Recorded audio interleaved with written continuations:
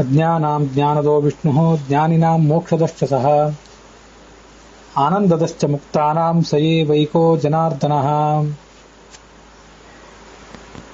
ಶ್ರೀರ್ದೇವ ಬಂಧಿಕಾನೃಣಾಂ ಭೂರ್ದೈತ್ಯಾನಾಂ ತಥಾ ಪರ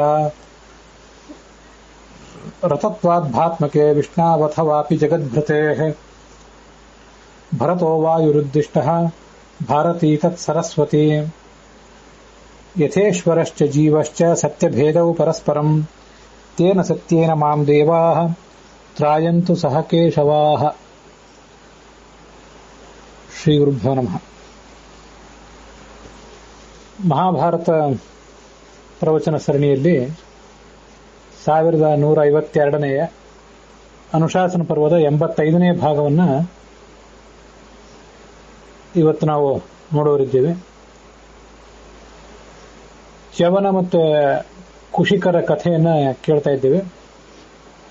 ವಾವಿಳ್ಯ ರಾಮಸ್ವಾಮಿ ಶಾಸ್ತ್ರಿಗಳ ಪಾಠದಲ್ಲಿ 47ನೇ ಅಧ್ಯಾಯದ 151ನೇ ಶ್ಲೋಕ ಸಮಾಪ್ತವಾಗಿದೆ. ಟಿ ಆರ್ ಕೃಷ್ಣಾಚಾರ್ಯ ಪಾಠದಲ್ಲಿ 91ನೇ ಅಧ್ಯಾಯ ಇವತ್ತು ಪ್ರಾರಂಭ ಕಾಣಬೇಕು. ವೈಷ್ಣವ ಪಾಠದಲ್ಲಿ 86ನೇ ಅಧ್ಯಾಯ, ಉತ್ತರ ಭಾರತದ ಗೀತಾ ಪ್ರಶ್ನೆ ಪಾಠದಲ್ಲಿ 56ನೇ ಅಧ್ಯಾಯ ಇದು ಪ್ರಾರಂಭ ಕಾಣಬೇಕಾಗಿದೆ.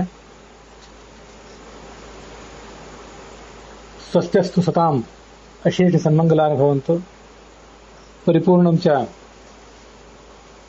ಆರೋಗ್ಯಮಪಿ ಭವತು.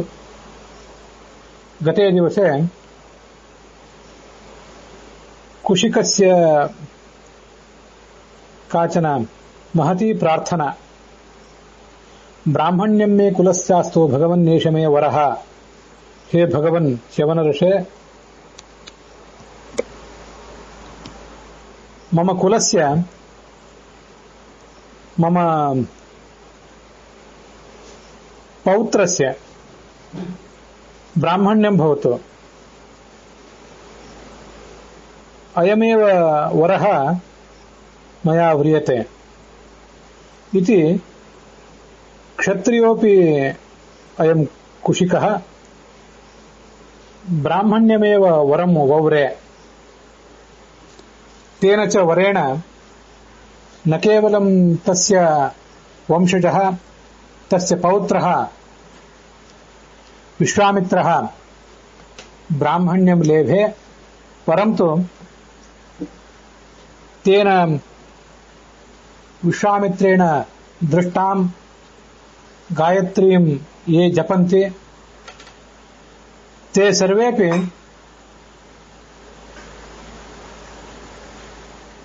ಸಾರ್ಥಕಂ ಬ್ರಾಹ್ಮಣ್ಯಂ ಪ್ರಾಪ್ನುವಂತಿ. ಕುರ್ಯಾದನ್ಯನ್ ನವಾ ಕುರ್ಯಾನ್ ಮೈತ್ರೋ ಬ್ರಾಹ್ಮಣ ಉಚ್ಯತೆ. ಅನ್ಯತ್ ಕರ್ಮ ಕರೋತಿ ವಾ ನವೇತಿ ನಾತ್ರ ಪ್ರಸ್ತುತಂ ಮೈತ್ರೋ ಬ್ರಾಹ್ಮಣ ಉಚ್ಯತೆ. ಯಹ ಗಾಯತ್ರೀಂ ನಿತ್ಯಂ ಜಪತಿ ಸ ಏವ ಬ್ರಾಹ್ಮಣೋ ಭವತಿ ಇತಿ ವಿಶ್ವಾಮಿತ್ರೇಣ ದೃಷ್ಟಾಮೇವ ಗಾಯತ್ರೀಂ ಯೇ ನಿತ್ಯಂ ಉಪಾಸಂತೆ ತೇ ಸರ್ವೇಪಿ ಬ್ರಾಹ್ಮಣಾಃ ಭವೇಯುಃ ಜ್ಞಾನಿನಃ ಭವೇಯುಃ ನಾನ್ಯಥಾ ಇತಿ ಕುಶಿಕೇಣ ರಾಜ್ಞಾ ನ ಕೇವಲಂ ಸ್ವಸ್ಯ ಪೌತ್ರಸ್ಯ ಅಪಿತು ಅಸ್ಯ ಸಮಸ್ತಸ್ಯ ಪ್ರಪಂಚಸ್ಯ ಯೇ ಬ್ರಾಹ್ಮಣಾಃ ಜ್ಞಾನಿನಃ ಸಂತಿ ತೇಷಾಂ ಬ್ರಾಹ್ಮಣ್ಯಂ ತೇನೈವ ವರರೂಪೇಣ ಪ್ರಾರ್ಥ್ಯತ ಇತಿ ಅಸ್ಯಾಹ ಕಥಾಯಾಹ ಸಂದೇಶಃ.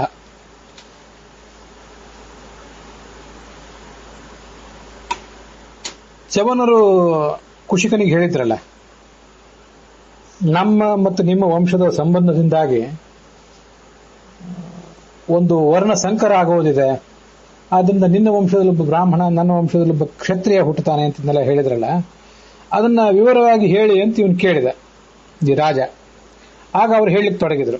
ಅದನ್ನ ಇವತ್ತಿನ ಭಾಗದಲ್ಲಿ ನೋಡೋರಿದ್ದೇವೆ. ಅವಶ್ಯಂ ಕಥನೀಯಂ ಮೇ ತವೈತನ್ ನರಪುಂಗವ ಯದರ್ಥಂ ತ್ವಾಹಮುಚ್ಛೇತ್ತುಂ ಸಂಪ್ರಾಪ್ತ ಮನುಜಾಧಿಪ. ಆ ಕಥೆಯನ್ನು ಈಗ ನಿನಗೆ ಹೇಳ್ತೇನೆ ಕೇಳು ಅಂತಂದ್ರು ಅವರು.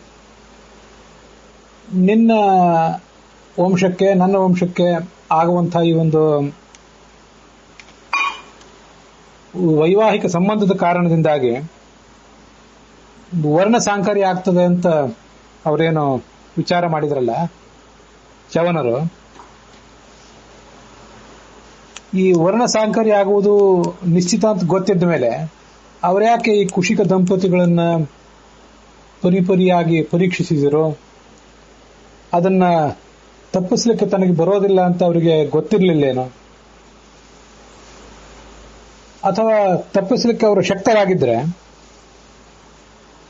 ಅವರು ಅದನ್ನ ಏನಕ್ಕೇನ ಪ್ರಕಾರೇಣ ಆ ಸಂಬಂಧವನ್ನ, ಆ ವರ್ಣ ಸಂಕರವನ್ನ ತಪ್ಪಿಸುವ ಪ್ರಯತ್ನವನ್ನು ಮಾಡಬಹುದಿತ್ತಲ್ಲ, ಅದನ್ನ್ಯಾಕೆ ಮಾಡಲಿಲ್ಲ?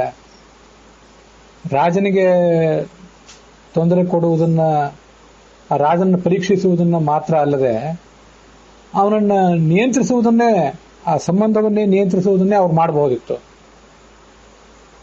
ಪರೀಕ್ಷೆನೇ ಯಾಕೆ ಮಾಡಿದ್ರು ಅಂತ ಒಂದು ಜಿಜ್ಞಾಸೆ ನಮಗೆ ಬರಬಹುದು. ಚ್ಯವನರ ಅಪೇಕ್ಷೆನೇ ಪಟ್ಟಿದ್ರೆ ಆ ಕುಶಿಕನ ವಂಶವೇ ನಷ್ಟ ಆಗುವಂತೆ ಮಾಡಿ ಕುಶಿಕನ ವಂಶದಿಂದ ವೈವಾಹಿಕ ಸಂಬಂಧ ಭೃಗುವಂಶಕ್ಕೆ ಆಗದೇ ಇರುವಂತೆ ಅವರು ಮಾಡಬಹುದಿತ್ತು.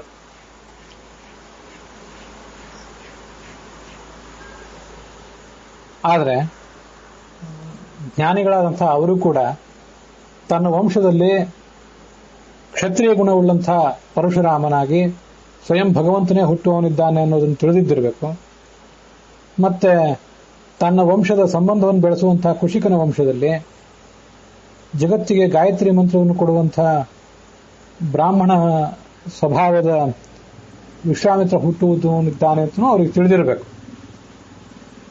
ಈ ರಾಜನಿಗೆ ಪರೀಕ್ಷೆ ಕೊಡುವ ನೆಪದಲ್ಲಿ, ರಾಜನಿಗೆ ಅನೇಕ ಕಷ್ಟಗಳನ್ನು ಕೊಡುವ ನೆಪದಲ್ಲಿ ಆ ರಾಜನ ಸ್ವಭಾವವನ್ನ, ರಾಜನ ಮಹತ್ವವನ್ನ ಅವರು ಜಗತ್ತಿಗೆ ತೋರ್ಪಡಿಸಿದ್ರಷ್ಟೆ. ರಾಜನಿಗೆ ಅವರೇನೂ ಕಷ್ಟಗಳನ್ನು ಕೊಡದೆ ಹೋದ್ರೆ ಆ ರಾಜ ದಂಪತಿಗಳ ಸಂಯಮ ಎಂಥದ್ದು ಅದು ಈ ಜಗತ್ತಿಗೆ ತಿಳಿಯುತ್ತಿರಲಿಲ್ಲ. ರಾಜರು, ಅಧಿಕಾರದಲ್ಲಿರುವವರು ಸ್ಥಾನಮಾನಗಳ ಮದದಿಂದ ಮೈ ಮರೆತಂಥವರು ಸಾಮಾನ್ಯವಾಗಿ ನಮಗೆ ಕಾಣಿಸ್ತಾರೆ. ಆದರೆ ಈ ಒಂದು ಪ್ರಸಂಗದಲ್ಲಿ ಈ ರಾಜ ದಂಪತಿಗಳು ತಾವು ಸ್ಥಾನಮಾನಗಳ ಮದದಿಂದ ಮೈ ಮರೆಯಲಿಲ್ಲ. ಅದಷ್ಟೇ ಅಲ್ಲದೆ ತಮ್ಮ ವಂಶಕ್ಕೆ ಇಂಥ ಸ್ಥಾನಮಾನಗಳನ್ನು ಅವರು ಹಂಬಲಿಸಲೂ ಇಲ್ಲ. ರಾಜ ಮಹಾರಾಜರಾಗಿ, ಚಕ್ರವರ್ತಿಗಳಾಗಿ ದೌಲತ್ತಿನಿಂದ ಮೆರೆಯುವುದಕ್ಕಿಂತ ಜ್ಞಾನಿಯಾದಂಥ, ವಾಸ್ತವಿಕ ಅರ್ಥದಲ್ಲಿ ಬ್ರಾಹ್ಮಣನಾದಂಥ ಮಕ್ಕಳು ಮೊಮ್ಮಕ್ಕಳನ್ನು ಪಡ್ಕೊಳ್ಳುವುದು, ಅಂಥ ಒಂದು ಸಂತಾನವನ್ನು ಪಡ್ಕೊಳ್ಳುವುದು ಮುಖ್ಯ ಅಂತ ಅವ್ರು ಭಾವಿಸಿದ್ದಿರಬೇಕು. ಆ ರಾಜ ದಂಪತಿಗಳ ಮಹತ್ವವನ್ನ, ಅವರ ಸಹನಶೀಲತೆಯನ್ನ ಜಗತ್ತಿಗೆ ತೋರಿಸುವುದಕ್ಕಾಗಿ ಇಂಥದನ್ನ ಅವರು ಮಾಡಿದರು ಅಂತ ನಾವು ತಿಳ್ಕೊಳ್ಬೇಕು. ಅದರ ಹೊರತಾಗಿ ರಾಜನ ವಂಶವನ್ನೇ ನಷ್ಟಪಡಿಸಿ ಬಿಡಲೇಬೇಕು ಅಂತ ಅವರಿಗೆ ಅಭಿಪ್ರಾಯ ಇದ್ದಿದ್ರೆ ಅವರು ಯಾವುದಾದ್ರೂ ಮಾರ್ಗದಿಂದಾದ್ರೂ ಅದನ್ನು ಮಾಡಬಹುದಿತ್ತು. ಮಾಡಲಿಲ್ಲ ಅಂತನ್ನುವುದು ಒಂದು ನಾವು ಗಮನಿಸಬೇಕಾದಂಥ ಸಂಗತಿ. ಭೃಗೂಣಾಂ ಕ್ಷತ್ರಿಯ ಯಾಜ್ಯಾಹ ನಿತ್ಯಮೇವ ನರಾಧಿಪ ಅವ್ರ ಕಥೆ ಹೇಳಿಕ್ಕೆ ತೊಡಗಿದ್ರು. ಈ ಭೃಗುವಂಶದವರು ಯಾವತ್ತೂ ಕೂಡ ಕ್ಷತ್ರಿಯರಿಗೆ ಪುರೋಹಿತರಾಗಿ ಇರ್ತಿದ್ರು ಮೊದಲಿಂದಲೂ ಕೂಡ.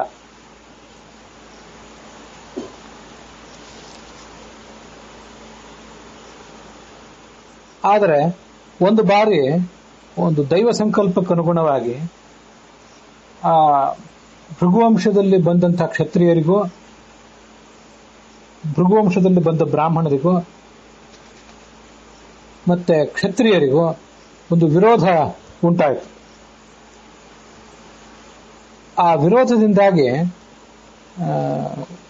ಕ್ಷತ್ರಿಯರು ಗರ್ಭದಲ್ಲಿರುವಂತಹ ಭೃಗುವಂಶದ ಕುಡಿಗಳನ್ನು ಹಿಡಿದು ಎಲ್ಲ ಭೃಗುಗಳನ್ನು ಕೂಡ ಕೊಲ್ಲಿಕ್ಕೆ ತೊಡಗ್ತಾರೆ. ಆಗ ಆ ಭೃಗುವಂಶದಲ್ಲಿ ಮಹಾ ತೇಜಸ್ವಿಯಾದಂಥ ಔರ್ವ ಅನ್ನುವನು ಹುಟ್ಟುತ್ತಾನೆ. ಔರ್ವೋ ನಾಮ ಮಹಾತೇಜಾಹ ಜ್ವಲನಾರ್ಕ ಸಮದ್ಯುತಿ. ಅವನು ತನ್ನ ಕೋಪದ ಅಗ್ನಿಯಿಂದ ಇಡೀ ಭೂಲೋಕವನ್ನೆಲ್ಲ ಸುಟ್ಟು ಬಿಡುವ ಪ್ರಯತ್ನ ಮಾಡ್ತಾನೆ. ಮುಂದೆ ಎಲ್ಲರ ಪ್ರಾರ್ಥನೆಯಂತೆ ತನ್ನ ಕೋಪಾಗ್ನಿಯನ್ನು ಸಮುದ್ರದಲ್ಲಿ ಹಾಕಿ ಅದನ್ನು ಒಡವಾಗ್ನಿ ಅನ್ನುವ ಹೆಸರಿನಿಂದ ಕರೆದು ತಾನೇ ಶಾಂತನಾಗ್ತಾನೆ. ಅವನ ಮಗ ರುಚಿಕ ಅಂತ ಇವರು ಚ್ಯವನರು ಆ ಕಥೆಯನ್ನ ಹೇಳಲಿಕ್ಕೆ ತೊಡಗಿದರು.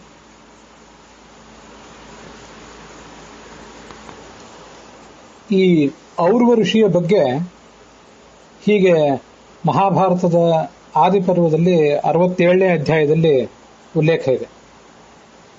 ಇದೇ ಚ್ಯವನ ಋಷಿಯಿಂದಲೇ ಹುಟ್ಟುವಂಥವನವನು. ಆ ಋಷಿ ಅಂತ ಮನುವಿನ ಮಗಳಾದ ಆ ಋಷಿಯಲ್ಲಿ ಚ್ಯವನ ಮಹರ್ಷಿಯಿಂದಲೇ ಹುಟ್ಟುವಂಥವನೇ ಆ ಔರ್ವ ಅನ್ನುವನು. ಚ್ಯವನನಿಂದ ಮುಂದೆ ಸುಕನ್ಯೆಯಲ್ಲಿ ರುಚಿಕ ಅನ್ನುವವನು ಮತ್ತೊಬ್ಬ ಹುಟ್ಟುತ್ತಾನೆ. ಶರ್ಯಾತಿ ಮಹಾರಾಜನ ಮಗಳಾದಂತಹ ಸುಕನ್ಯಾ, ಅವಳ ಕಥೆ ನಮಗೆ ಬೇರೆ ಕಡೆ ಕಾಣಿಸ್ತದೆ.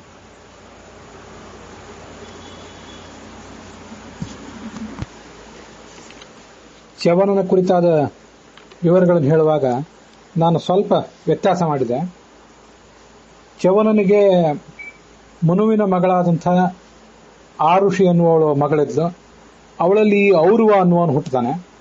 ಔರ್ವನಿಂದ ಮುಂದೆ ರುಚಿಕ, ಅಲ್ಲಿಂದ ಮುಂದೆ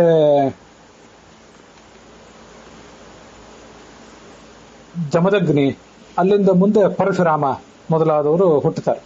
ಹೀಗೆ ಚ್ಯವನ ಮತ್ತು ಆರುಷಿಯರ ದಾಂಪತ್ಯದಿಂದ ಔರ್ವನಿಂದ ರುಚಿಕ, ರುಚಿಕನಿಂದ ಜಮದಗ್ನಿ, ಜಮದಗ್ನಿಯಿಂದ ಪರಶುರಾಮ. ಇದು ಔರ್ವನ ಒಬ್ಬ ಪತ್ನಿಯ ಕಥೆ. ಔರ್ವನಿಗೆ ಶರ್ಯಾತಿ ರಾಜನ ಮಗಳಾದಂತಹ ಸುಕನ್ಯಾ ಅಂತ ಮತ್ತೊಬ್ಬಳು ಪತ್ನಿ ಇದ್ಲು. ಅವಳಿಂದ ಪ್ರಮತಿ ಅನ್ನುವ ಮಗನನ್ನ ಆತ ಪಡ್ಕೊಂಡ. ಅದು ಒಂದು ಬೇರೆನೇ ಕಥೆ. ಈ ಚ್ಯವನ ಋಷಿ ಬಗ್ಗೆ ನಾವು ಇಷ್ಟೆಲ್ಲ ನೋಡಿದ್ವಲ್ಲ, ಆ ಚ್ಯವನ ಋಷಿಯ ತಂದೆ ಭೃಗು. ಭೃಗು ವರುಣನ ಮಗ. ಭೃಗುರ್ವೈ ವಾರುಣಿ ಅಂತ ಅದನ್ನ ಉಪನಿಷತ್ತು ಮೊದಲಾದ ಕಡೆಗಳಲ್ಲಿ ಹೇಳುತ್ತಾರೆ. ವರುಣನ ಮಗ ಭೃಗು, ಭೃಗುವಿನ ಮಗ ಈ ಚ್ಯವನ. ಅವನ ತಾಯಿ ಪುಲೋಮ ಇವನ್ನ ಗರ್ಭದಲ್ಲಿ ಹೊತ್ತಿದ್ದಾಗ ಒಬ್ಬ ರಾಕ್ಷಸ ಆ ಪುಲೋಮೆಯನ್ನೇ ಅಪಹರಿಸಿದ.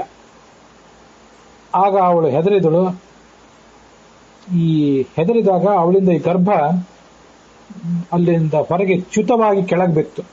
ಚ್ಯುತ ಆಗುವುದು ಅಂದ್ರೆ ಜಾರಿ ಬೀಳುವುದು. ಜಾರಿ ಬಿದ್ದಿದ್ರಿಂದ ಅವನಿಗೆ ಚ್ಯವನ ಅಂತ ಹೆಸರು ಬಂತು. ಆ ಶಿಶುವಿನ ಕೋಪದ ದೃಷ್ಟಿಗೆ ಸಿಕ್ಕು ಆ ರಾಕ್ಷಸ ಅಲ್ಲೇ ಬೂದಿಯಾಗಿ ಹೋದ. ಇದು ಚ್ಯವನನ ಕಥೆ. ಹೀಗೆ ವರುಣ, ಭೃಗು ಮತ್ತೆ ಚ್ಯವನನಿಗೆ ಆರುಷಿ ಅಂತ ಪತ್ನಿ, ಅಲ್ಲಿ ಔರ್ವನಿಂದ ರುಚಿಕ, ಜಮದಗ್ನಿ, ಪರಶುರಾಮ. ಇದೇ ಚ್ಯವನನಿಗೆ ಸುಕನ್ಯಾ ಅಂತ ಮತ್ತೊಬ್ಬಳು ಪತ್ನಿ ಇದ್ದು, ಅವಳಲ್ಲಿ ಪ್ರಮತಿ ಅನ್ನುವ ಮಗ ಹುಟ್ಟಿದ್ದ. ಇದು ಚ್ಯವನನ ಒಟ್ಟಾರೆ ಕಥಾ. ಈಗ ನಾವು ನೋಡಿದ ಭಾಗದಲ್ಲಿ ದೈವ ಸಂಕಲ್ಪದಿಂದ ಹೀಗಾಯಿತು ಅಂತ ಒಂದು ಕಡೆ ಬಂದಿದೆಯಲ್ಲ. ದೈವ ಸಂಕಲ್ಪಕ್ಕನುಸಾರವಾಗಿ ಭೃಗುವಿನ ವಂಶದಲ್ಲಿ ಹುಟ್ಟಿದಂತಹ ಬ್ರಾಹ್ಮಣರಿಗೂ ಕ್ಷತ್ರಿಯರಿಗೂ ಒಂದು ಭಿನ್ನಾಭಿಪ್ರಾಯ ಬರುವಂತಾಯಿತು ಅಂತ. ದೈವಯುಕ್ತೇನ ಹೇತುನಾ ಅಂತ ಬಂತಲ್ಲ. ಆ ದೈವ ಸಂಕಲ್ಪ ಏನಿತ್ತು, ಯಾಕೆ ಆ ಥರ ಆಯಿತು ಅಂತ ಅನ್ನೋದನ್ನ ನಾವು ಆದಿ ಪರ್ವದಲ್ಲಿ ಹಿಂದೆ ನೋಡಿದ್ದೇವೆ. ಇಲ್ಲಿ ಈಗ ಅನುಶಾಸನ ಪರ್ವದಲ್ಲಿ ಆ ಕಥೆಯನ್ನ ಜೋಡಿಸ್ಕೊಳ್ಬೇಕಷ್ಟೆ. ಆದಿಪರ್ವದಲ್ಲಿ ಉತ್ತರ ಭಾರತದ ಗೀತಾ ಪ್ರೆಸ್ಸಿನ ಪಾಠಕ್ಕನುಸಾರವಾಗಿ 177ನೇ ಅಧ್ಯಾಯ ಅದು. ವೈಷ್ಣವ ಪಾಠಕ್ಕನುಸಾರವಾಗಿ 181ನೇ ಅಧ್ಯಾಯ.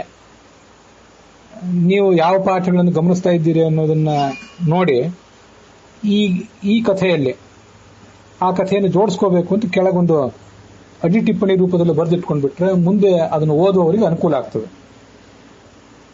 ನಾವೀಗ ವೈಷ್ಣವ ಪಾಠವನ್ನ ಈ ಅಧ್ಯಾಯದಲ್ಲಿ ಗಮನಿಸಿದ್ರೆ 86ನೇ ಅಧ್ಯಾಯ ಅನುಶಾಸನ ಪರ್ವದ್ದು, 181ನೇ ಅಧ್ಯಾಯ ಆದಿಪರ್ವದಲ್ಲಿ ಆ ಕಥಾ ಬಂದಿದೆ ವೈಷ್ಣವ ಪಾಠದಲ್ಲಿ. 177ನೇ ಅಧ್ಯಾಯ ಅದು ಉತ್ತರ ಭಾರತದ ಗೀತಾ ಪ್ರೆಸ್ಸಿನ ಪಾಠಕ್ಕನುಸಾರವಾಗಿ. ಕೃತವೀರ್ಯ ಇತಿ ಖ್ಯಾತಃ, ಕೃತವೀರ್ಯ ಅಂತ ಒಬ್ಬ ರಾಜ ಇದ್ದ. ಅವನು ಭೃಗೂಣಾಂ ಯಾಜ್ಯ, ಭೃಗುವಂಶದ ಬ್ರಾಹ್ಮಣರು ಇವನಿಗೆ ಯಾವತ್ತು ಪುರೋಹಿತರಾಗಿದ್ರು. ಅವನು ಧಾನ್ಯೇನ ಧನೇನ ಚ ಸೋಮಾಂತೆ ತರ್ಪಯಾಮಾಸ ವಿಪುಲೇನ, ಅವನು ಅನೇಕ ಸೋಮಯಾಗಗಳನ್ನು ಮಾಡಿ ದೊಡ್ಡ ಪ್ರಮಾಣದ ಧನ ಧಾನ್ಯ ಇತ್ಯಾದಿಗಳನ್ನು ಅವರಿಗೆ ದಕ್ಷಿಣಾರೂಪವಾಗಿ ಕೊಟ್ಟ. ಅವನು ಮುಂದೆ ದಿವಂಗತನಾದ. ಅವನ ಕುಲದಲ್ಲಿ ಹುಟ್ಟಿದಂಥ ಉಳಿದ ಕ್ಷತ್ರಿಯರೇನಿದ್ರು ಒಂದು ಯಾವುದೋ ಕಾಲದಲ್ಲಿ ಅವರಿಗೆ ದ್ರವ್ಯ ಕಾರ್ಯ ಉಪಸ್ಥಿತಂ, ತೀವ್ರವಾದಂತಹ ಧನದ ಅವಶ್ಯಕತೆ ಉಂಟಾಯಿತು. ಈ ರಾಷ್ಟ್ರಕ್ಕಾಗಿ ಏನೋ ಕೊರತೆ ಬಂದಿದ್ದಿರಬೇಕು. ಸಾಮಾನ್ಯವಾಗಿ ರಾಷ್ಟ್ರದಲ್ಲಿ ಏನಾದರೂ ಕ್ಷೋಭೆ ಉಂಟಾದಾಗ ಸಾರ್ವಜನಿಕರ ಬಳಿ ಇರುವಂತಹ ಕೆಲವು ಸಂಪತ್ತನ್ನು ಕೂಡ ಅವರು ಸ್ವೀಕಾರ ಮಾಡ್ತಿರ್ತಾರಲ್ಲ. ಕೆಲವು ಬಾರಿ ಸಾರ್ವಜನಿಕರು ತಾವೇ ಕೊಡ್ತಿರ್ತಾರೆ, ಕೆಲವು ಬಾರಿ ಸರ್ಕಾರ ತನ್ನ ನಿಯಮಗಳ ಪ್ರಕಾರ ಒತ್ತಾಯದಿಂದ ಸ್ವೀಕಾರ ಮಾಡಬೇಕಾಗ್ತದೆ, ವಶಪಡಿಸ್ಕೋಬೇಕಾಗ್ತದೆ. ಅದರಂತೆ ಈ ರಾಜರು ಕೂಡ, ಭೃಗುವಂಶದ ಈ ಕ್ಷತ್ರಿಯರು ಕೂಡ ಆ ದುಡ್ಡನ್ನೆಲ್ಲ ನಮಗೆ ಕೊಡಿ ಅಂತ ಕೇಳಿದ್ರಂತೆ ಈ ಭೃಗುವಂಶದ ಬ್ರಾಹ್ಮಣರನ್ನ.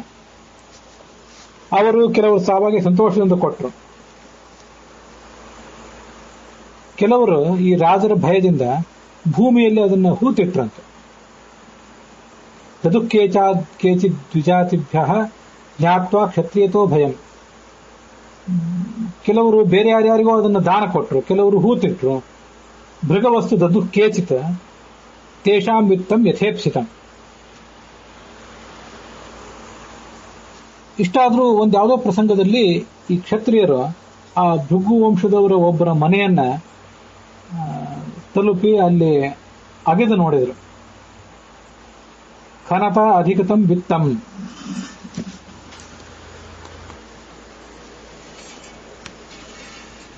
ಭೃಗುವಂಶದವರ ಮನೆಯಲ್ಲಿ ಆ ಮನೆಯ ನೆಲದವನ್ನ ಅಗೆದಾಗ ಅಲ್ಲಿ ದುಡ್ಡು ಸಿಕ್ಕಿತ್ತು.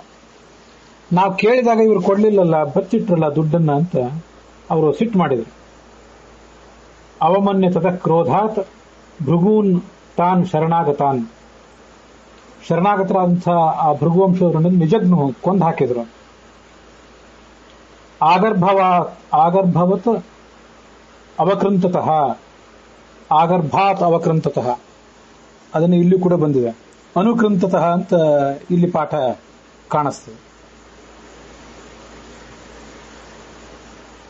ಗರ್ಭದಲ್ಲಿರುವಂತಹ ಸಣ್ಣ ಶಿಶುವಿನಿಂದ ಹಿಡಿದು ಪ್ರತಿಯೊಬ್ಬರನ್ನು ಕೂಡ ಕೊಂದು ಹಾಕಿದರು. ಆ ಪ್ರಸಂಗ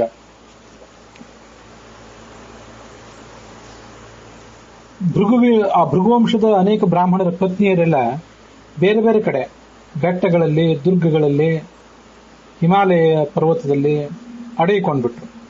ಅವರಲ್ಲಿ ಒಬ್ಬಳು ಈ ಶವನ ಮಹರ್ಷಿಯ ಪತ್ನಿ ಆರುಷಿ ಇದ್ದಿರಬೇಕು. ಅವಳೆ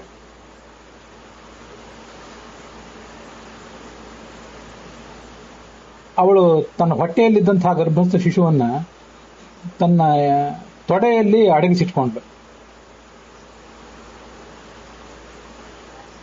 ತದ್ಗರ್ಭಂ ಉಪಲಭ್ಯಾಶು ಬ್ರಾಹ್ಮಣೀಯ ಭಯಾರ್ಜಿತ ಗತ್ವಾ ಏಕಾ ಕಥಯಾಮಾಸ ಕ್ಷತ್ರಿಯಾಣ ಉಪಹ್ವರೆ. ಮತ್ತೊಬ್ಬಳು ಯಾರೋ ಒಬ್ಬಳು ಇಂಥ ಸ್ತ್ರೀಯೊಬ್ಬಳು ಗರ್ಭವನ್ನು ಹೊಟ್ಟೆ ಬದಲಾಗಿ ತೊಡೆಯಲ್ಲಿ ಅಡಗಿಸಿಟ್ಕೊಂಡಿದ್ದಾಳೆ ಅನ್ನೋ ಸಂಗತಿಯನ್ನ ಆ ಕ್ಷತ್ರಿಯರಿಗೆ ಹೋಗಿ ಹೇಳಿಬಿಟ್ರು. ಮೊದಲು ಬಂದು ಅವ್ರು ನೋಡಿದ್ರು, ಇವಳು ಗರ್ಭಿಣಿ ಅಲ್ಲ ಅಂತ ಬಿಟ್ಟಿದ್ರು. ಆದ್ರೆ ಆ ಗರ್ಭವನ್ನು ಹೊಟ್ಟೆಯಲ್ಲಿ ಅಲ್ಲದೆ ತೊಡೆಯಲ್ಲಿ ಅಡಗಿಸಿಟ್ಕೊಂಡಿದ್ದಾಳೆ ಅಂತ ಅನ್ನೋ ಸಂಗತಿ ಮತ್ತೊಬ್ರು ಯಾರೋ ಒಬ್ಬರಿಂದ ತಿಳಿದು ಬಿಡ್ತು. ಅವರು ಆ ಗರ್ಭವನ್ನು ಕೊಂದು ಹಾಕಬೇಕು ಅಂತ ಬಂದರು.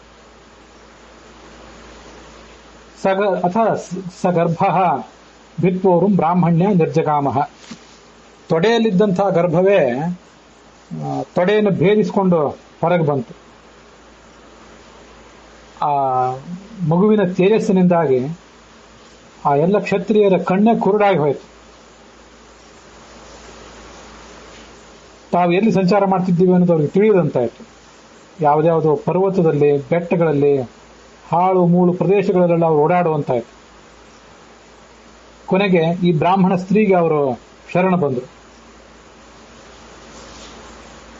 ಭಗವತ್ಯಾ ಪ್ರಸಾದೇನ ಗಚ್ಚೇತ್ ಕ್ಷತ್ರಂ ಸಚಕ್ಷುಷಂ. ಆಗ ಅವಳು ಹೇಳಿದ್ಲು, ಇದನ್ನ ಸರಿಪಡಿಸುವಂತ ಶಕ್ತಿ ನನಗಿಲ್ಲ. ಅಯಂತು ಭಾರ್ಗವೋ ನೂನಂ ಊರುಜಃ ಕುಪಿತೋದ್ಯವ. ಈ ಮಗುವೇ ಅದನ್ನೆಲ್ಲ ಸರಿಪಡಿಸಬೇಕು. ನೀವು ಗರ್ಭದಲ್ಲಿರುವಂತಹ ಶಿಶುಗಳನ್ನೆಲ್ಲ ಕೊಂದು ಹಾಕಿದ್ದೀರಿ, ಆ ಪಾಪ ನಿಮಗೆ ತಟ್ಟಿದೆ.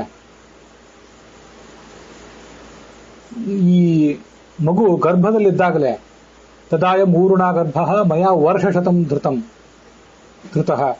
ಒಂದು 100 ವರ್ಷ ನಾನು ಗರ್ಭವನ್ನು ತೊಡೆಯಲ್ಲಿ ಧಾರಣೆ ಮಾಡಿದ್ದೆ. 6 ಅಂಗಗಳ ಸಮೇತವಾದ ವೇದವನ್ನೆಲ್ಲ ಇದು ಅಧ್ಯಯನ ಮಾಡಿದೆ. ಸ್ವಯಂ ಪಿತೃವಧಾತ್ ವ್ಯಕ್ತಂ ಕ್ರೋಧಾತ್ ಓ ಹಂತುಮಿಚ್ಛತಿ. ತನ್ನ ವಂಶದವರನ್ನೆಲ್ಲ ನೀವು ಗೊಂದು ಹಾಕಿದ್ದೀರಲ್ಲ ಅಂತ ಸಿಟ್ಟಿದೆ ಆ ಮಗುವಿಗೆ. ನೀವು ಆ ಮಗುವನ್ನೇ ಪ್ರಾರ್ಥಿಸಿರಿ, ನಮಸ್ಕರಿಸಿರಿ, ಅದು ಪ್ರಸನ್ನವಾಗಿ ನಿಮಗೆ ದೃಷ್ಟಿಗಳನ್ನು ಕೊಟ್ಟಿತು. ಆ ಊರುಜ ತೊಡೆಯಿಂದ ಹುಟ್ಟಿದ, ಆದ್ರಿಂದ ಅವನಿಗೆ ಔರ್ವ ಅಂತ ಹೆಸರು. ಅವನನ್ನೇ ಪ್ರಾರ್ಥಿಸಿದರು. ಸ ಔರ್ವ ಇತಿ ವಿಪ್ರರ್ಷಿ ಊರುಂ ಭಿತ್ವಾ ವ್ಯಜಾಯತ. ಅವನ ಅನುಗ್ರಹದಿಂದ ಮತ್ತೆ ಅವರಿಗೆಲ್ಲ ಕಣ್ಣು ಬಂತು. ಅವನಿಗೆ ಇಷ್ಟಾದ್ರೂ ಕೂಡ ತನ್ನ ವಂಶದವ್ರನ್ನೆಲ್ಲ ಕಳ್ಕೊಂಡಂತ ಒಂದು ಸಿಟ್ಟಿತ್ತು. ಲೋಕಾನಾಂ ವಿನಾಶಾಯ ಮಹಾಮನಾಹ ಮತಿಂ ಚಕ್ರೆ. ಜಗತ್ತನ್ನೆಲ್ಲ ನಾನು ಕೊಂದು ಹಾಕಿಬಿಡ್ಬೇಕು ಅನ್ನುವಂತ ಒಂದು ಸಿಟ್ಟು ಬಂತ ಅವನಿಗೆ. ಅದನ್ನೇ ಇಲ್ಲಿ 3 ಲೋಕದ ನಾಶಕ್ಕಾಗಿ ಕೋಪಾಗ್ನಿಯನ್ನು ಸೃಷ್ಟಿ ಮಾಡಿಬಿಟ್ಟ ಅಂತ ಅಲ್ಲಿ ಈಗ ನಾವು ಅಧ್ಯಾಯದಲ್ಲಿ ನೋಡ್ತಾ ಇರೋದು.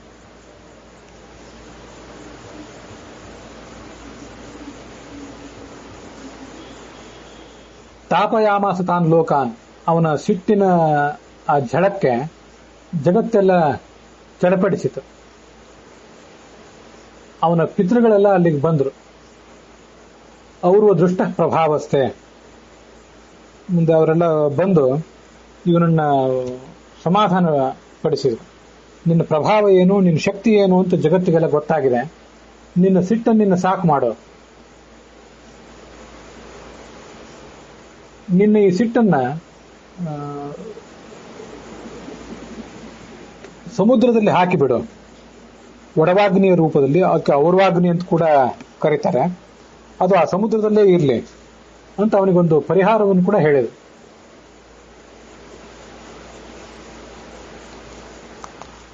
ಅವರೆಲ್ಲ ಅವನಿಗೆ ಹೇಳಿದ್ರಂತೆ, ನಮಗೆ ಈ ದುಡ್ಡಿನಿಂದ ಏನಾಗಬೇಕಾಗಿದೆ? ಕಿಂಹಿ ವಿತ್ತೇರಣ ಕಾರ್ಯಂ ಸ್ವರ್ಗೇಪ್ಸೂನಾಂ ದ್ವಿಜೋತ್ತಮ. ದೀರ್ಘಕಾಲ ಬದುಕುವುದು ನಮಗೆ ಬೇಡವಾಗಿತ್ತು, ಅದಕ್ಕಾಗಿ ಇಂಥ ಒಂದು ಆಲೋಚನೆ ನಾವೇ ಮಾಡಿದೆವು. ನಮ್ಮ ಇಚ್ಛೆಗನುಸಾರವಾಗಿ ನಮ್ಮ ವಧ ಆಗಿದೆ. ನಮ್ಗೆ ಆ ದುಡ್ಡಿನಿಂದಲೂ ಏನಾಗಬೇಕಾದಿಲ್ಲ, ಆಯುಷ್ಯದಿಂದಲೂ ಏನಾಗಬೇಕಾಗಿಲ್ಲ.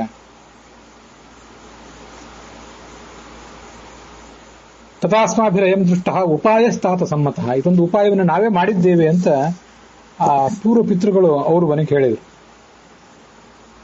ನಿಯಚ್ಛೇದ ಮನಃಪಾಪಾತ್. ಯಾರನ್ನು ಕೊಲ್ಬೇಡ. ಮಾವಧಿ ಕ್ಷತ್ರಿಯಾಂಸ್ತಾತ. ಈಗ ಅವರೆಲ್ಲರೂ ಅವನಿಗೆ ಸಮಾಧಾನ ಮಾಡಿದರು.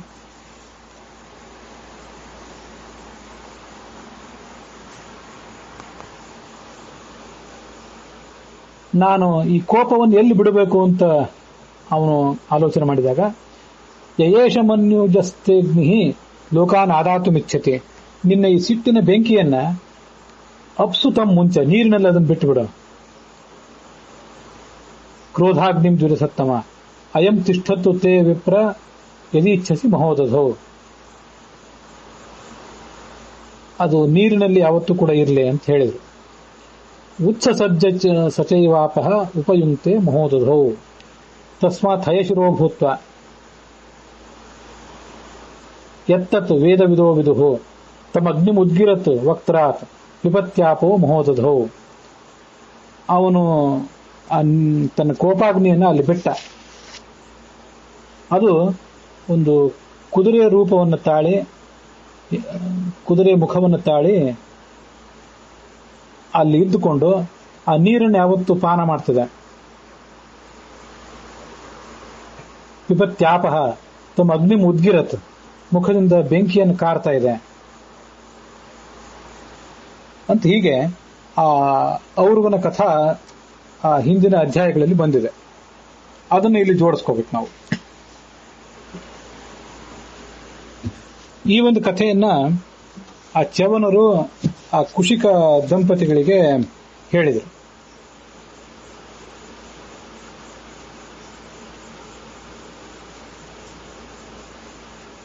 ಅವನ ಮಗನೇ ರುಚಿಕ, ಅವನಿಗೆ ಸಮಗ್ರವಾದಂಥ ಚತುರ್ವೇದ, 4 ವೇದಗಳು ಮತ್ತೆ ಧನುರ್ವೇದ ಎಲ್ಲವೂ ಕೂಡ ಅವನಿಗೆ ಒಲಿತದೆ. ಎಲ್ಲದರಲ್ಲೂ ಅವನು ಪರಿಣತನಾಗ್ತಾನೆ. ಸಾಕ್ಷಾತ್ ಕೃತ್ಸ್ನಃ ಧನುರ್ವೇದ, ಧನುರ್ವೇದವು ಅವನನ್ನು ಅವಲಂಬಿಸ್ತದೆ. ಕೆಲವು ಕಡೆ ಅನುವಾದಗಳಲ್ಲಿ ಚತುರ್ವೇದ ಅಂತಿದೆ, ಸಮಗ್ರವಾದ ಚತುರ್ವೇದ. ಚತುರ್ವೇದ ಅಲ್ಲ, ಧನುರ್ವೇದ. ಮುಂದೊಂದು ಬಾರಿ ಮತ್ತೆ ದುಷ್ಟ ಕ್ಷತ್ರಿಯರ ನಾಶ ಆಗಬೇಕಾಗಿದೆ. ಅದಕ್ಕಾಗಿ ಮೊಮ್ಮಗನಾದಂತಹ ಪರಶುರಾಮ ಹುಟ್ಟಬೇಕಾಗಿದೆ. ಆ ಪರಶುರಾಮನಿಗೆ ಜಮದಗ್ನಿಗೆ ರುಚಿಕನಿಂದ ಅದು ಬರಬೇಕಾಗಿದೆ. ಅದಕ್ಕಾಗಿ ಅವನು ಆ ವೇದವನ್ನ ತನ್ನಲ್ಲಿ ಧರಿಸಿಕೊಂಡಿದ್ದ. ಆ ರುಚಿಕನೇ ನಿನ್ನ ಕುಲದಿಂದ ಬಂದಂತಹ ಒಬ್ಬಳು ಕನ್ಯೆಯನ್ನ ಸ್ವೀಕಾರ ಮಾಡ್ತಾನೆ. ಸತ್ಯವತಿ ಅನ್ನೋ ಕನ್ಯೆಯನ್ನ ಅವನು ಸ್ವೀಕಾರ ಮಾಡ್ತಾನೆ. ಕುಶಿಕ ಅಂತ ನೀನೇನು ಇವತ್ತಿದ್ದಿ, ನಿನ್ನ ಮಗ ಗಾಧಿ. ಆ ಗಾಧಿಯ ಮಗಳೇ ಸತ್ಯವತಿ ಅಂತ. ಆ ಸತ್ಯವತಿಯನ್ನ ಮದುವೆ ಮಾಡ್ಕೋತಾನೆ. ಅಲ್ಲಿಂದ ಮುಂದೆ ಜಮದಗ್ನಿ ಎನ್ನುವ ಮಗ ಅವನಿಗೆ ಹುಟ್ಟುತ್ತಾನೆ. ಆ ಜಮದಗ್ನಿಗೆ ಮುಂದೆ ಪರಶುರಾಮ ಮಗನಾಗಿ ಹುಟ್ಟುವವನಿದ್ದಾನೆ.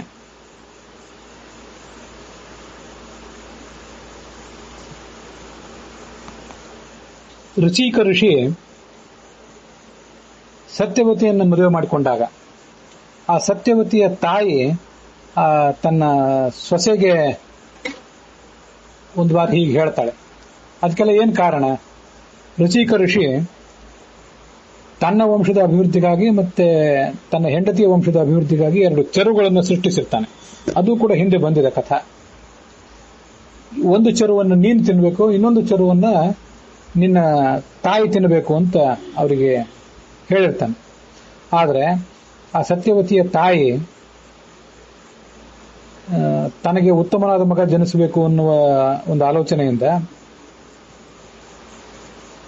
ಸತ್ಯವತಿ ತನ್ನ ಮಗಳು ತಿನ್ನಬೇಕಾದ ಚೆರುವನ್ನು ತಾನು ತಿಂತಾಳೆ. ತಾನು ತಿನ್ನಬೇಕಾದ ಚೆರುವನ್ನ ಸತ್ಯವತಿಗೆ ತನ್ನ ಮಗಳಿಗೆ ಕೊಟ್ಟು ಬಿಡ್ತಾಳೆ. ಆಗ ಕುಶಿಕನ ವಂಶದಲ್ಲಿ ಕ್ಷತ್ರಿಯನಾಗಿ ಪರಾಕ್ರಮೆಯಾಗಿ ಮರೆಯಬೇಕಾಗಿದ್ದಂಥ ಒಬ್ಬ ವ್ಯಕ್ತಿ ಅಂತ ತೇಜಸ್ಸು ಬದಲಾಗಿ ಅದು ಈ ಸತ್ಯವತಿಯ ಗರ್ಭದಲ್ಲಿ ಜಮದಗ್ನಿಯಾಗಿ ಹುಟ್ಟುತ್ತದೆ. ರುಚಿಕ ಮತ್ತು ಸತ್ಯವತಿಯರ ಮಗ ಶಾಂತ ಸ್ವಭಾವದ ಜ್ಞಾನಿಯಾಗಿ ಮುಂದುವರಿಬೇಕಾಗಿತ್ತು. ಆದರೆ ಕ್ಷತ್ರಿಯ ಸ್ತ್ರೀಯಾದಂತಹ, ಕ್ಷತ್ರಿಯ ರಾಣಿಯಾದಂತಹ ಸತ್ಯವತಿಯ ತಾಯಿ ತಿನ್ನಬೇಕಾದ ಚೆರುವನ್ನ ಸತ್ಯವತಿ ತಾನು ಮಗಳು ತಿಂದ ಕಾರಣಕ್ಕಾಗಿ ಅವಳಲ್ಲಿ ಕಠೋರ ಸ್ವಭಾವದ ಜಮದಗ್ನಿ ಹುಟ್ಟಿದ. ಅವನಿಂದಲೇ ಮುಂದೆ ಅತ್ಯಂತ ಕಠೋರ ಸ್ವಭಾವದ ಕ್ಷತ್ರಿಯ ಹಂತಕನಾದಂತಹ ಪರಶುರಾಮನು ಕೂಡ ಹುಟ್ಟಿದ. ಈ ಕಡೆ ರುಚಿಕ ಮತ್ತು ಸತ್ಯವತಿಯರ ಮಗನಾಗಿ ಶಾಂತ ಸ್ವಭಾವದವನೊಬ್ಬ ಹುಟ್ಟಬೇಕಾಗಿತ್ತು. ಅವನು ಇಲ್ಲಿ ಹುಟ್ಟದೆ ಚೆರುವಿನ ಬದಲಾವಣೆಯಿಂದಾಗಿ ಗಾಧಿ ಮತ್ತು ಅವನ ಪತ್ನಿಯರಲ್ಲಿ ಹುಟ್ಟುಬಿಟ್ಟ. ಆತನೇ ಕೌಶಿಕ ಅಂತನೂ ಕರೆಸ್ಕೊತಾನೆ. ಮುಂದೆ ಜಗತ್ತಿಗೆ ಗಾಯತ್ರಿ ಮಂತ್ರವನ್ನು ಕೊಟ್ಟಂತ ವಿಶ್ವಾಮಿತ್ರನು ಆಗ್ತಾನೆ. ಅವನು ಮೊದಲು ಕ್ಷತ್ರಿಯನಾಗಿ ಮುಂದುವರೆದರೂ ಕೂಡ ವಸಿಷ್ಠರ ಸಂಪರ್ಕದಿಂದಾಗಿ ಋಷಿಯಾಗಿ, ರಾಜರ್ಷಿಯಾಗಿ, ದೇವರ್ಷಿಯಾಗಿ, ಬ್ರಹ್ಮರ್ಷಿಯಾಗಿ ಗಾಯತ್ರಿ ಮಂತ್ರವನ್ನ ಜಗತ್ತಿಗೆ ಕೊಡ್ತಾನೆ. ಸ್ತ್ರೀಯೌತು ಕಾರಣಂ ತತ್ರ ಪರಿವರ್ತೆ ಭವಿಷ್ಯತಃ, ಇದು ಚ್ಯವನರು ಹೇಳ್ತಾರೆ. ಈ ಇಬ್ಬರು ಸ್ತ್ರೀಯರು, ಸತ್ಯವತಿ ಮತ್ತು ಅವಳ ತಾಯಿ, ಇವರಿಬ್ಬರು ಈ ಬದಲಾವಣೆಗೆ ಕಾರಣರಾಗ್ತಾರೆ. ಬೇರೆ ಕಡೆ ಎಲ್ಲೂ ಇದಾಗೋ ಸಾಧ್ಯ ಇಲ್ಲ, ಇಲ್ಲಿ ಮಾತ್ರ ಹೀಗಾಗ್ತಾರೆ. ತೃತೀಯ ಪುರುಷೇ ತುಭ್ಯಂ, ನಿನ್ನಿಂದ ಮೂರನೇವನೊಬ್ಬ, ಅಂದ್ರೆ ನೀನು ಕುಶಿಕ, ನಿನ್ನ ಮಗ ಗಾಧಿಯ ಮಗ ವಿಶ್ವಾಮಿತ್ರ, ಅವನೇ ಮೂರನೇವನು. ಅವನು ಬ್ರಾಹ್ಮಣ್ಯ ಹೊಂದುತ್ತಾನೆ. ನೀನು ಆ ಭೃಗುವಂಶದವರ ಸಂಬಂಧವನ್ನು ಪಡ್ಕೊಳ್ತೀಯ.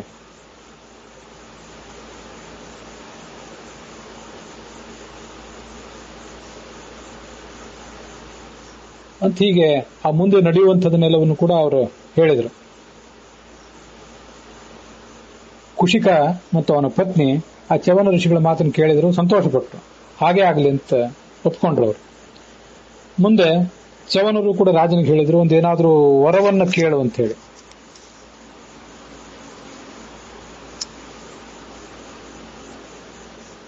ಬ್ರಹ್ಮಭೂತಂ ಕುಲಂ ಮೇಸ್ತು ಧರ್ಮೇ ಚಾಸ್ಯ ಮನೋಭವೇತ್, ನಮ್ಮ ಕುಲಕ್ಕೆ ಬ್ರಾಹ್ಮಣ್ಯ ಬರಲಿ ಅಂತ ಮತ್ತೆ ಅದೇ ವರವನ್ನೇ ಕೇಳ್ಕೊಂಡ. ಬ್ರಾಹ್ಮಣ್ಯಮ್ಮೆ ಕುಲಸ್ಯಾಸು ಭಗವನ್ನೇಷಮೇ ವರಹ ಅಂತ ಹಿಂದಿನ ಅಧ್ಯಾಯದಲ್ಲಿ ಅವನು ಕೇಳಿದ್ರ ವರ್ಣನೆ ಬಂದಿದೆ. ಅಂಥದೇ ವರವನ್ನು ಮತ್ತೆ ಕೇಳಿದ. ಯಾವತ್ತು ಧರ್ಮದಲ್ಲಿ ನಮ್ಮ ವಂಶಸ್ಥರ ಮನಸ್ಸು ಇರಲಿ ಅಂತ ಅವನು ಕೇಳ್ಕೊಂಡ. ಚ್ಯವನರು ಹಾಗೇ ಆಗಲಿ ಅಂತ ಅವನ ಪ್ರಾರ್ಥನೆಯನ್ನು ಅನುಮೋದಿಸಿದ್ರು. ಮತ್ತೆ ಅವನಿಂದ ಬೀಳ್ಕೊಟ್ಟು ತೀರ್ಥಯಾತ್ರೆಗೆ ಹೊರಟು ಹೋದರು. ಇದು ಭೃಗುವಂಶದವರಿಗೂ ಕುಶಿಕ ವಂಶದವರಿಗೂ ಏನು ಸಂಬಂಧ ಅಂತ ಅನ್ನೋದನ್ನ ನಾನು ನಿನಗೆ ಹೇಳಿದ್ದೇನೆ. ಇವರು ಹೇಳಿದಂತೆ ಪರಶುರಾಮರ ಉತ್ಪತ್ತಿ ಆಯಿತು, ಮತ್ತೆ ವಿಶ್ವಾಮಿತ್ರರ ಉತ್ಪತ್ತಿಯೂ ಕೂಡ ಆಯಿತು. ಜನ್ಮ ರಾಮಸ್ಯ ಚ ಮುನೇಹೇ ವಿಶ್ವಾಮಿತ್ರಸ್ಯ ಚೈವಹ. ಅಲ್ಲಿಗೆ ಈ ಅಧ್ಯಾಯ ಸಮಾಪ್ತವಾಗ್ತದೆ.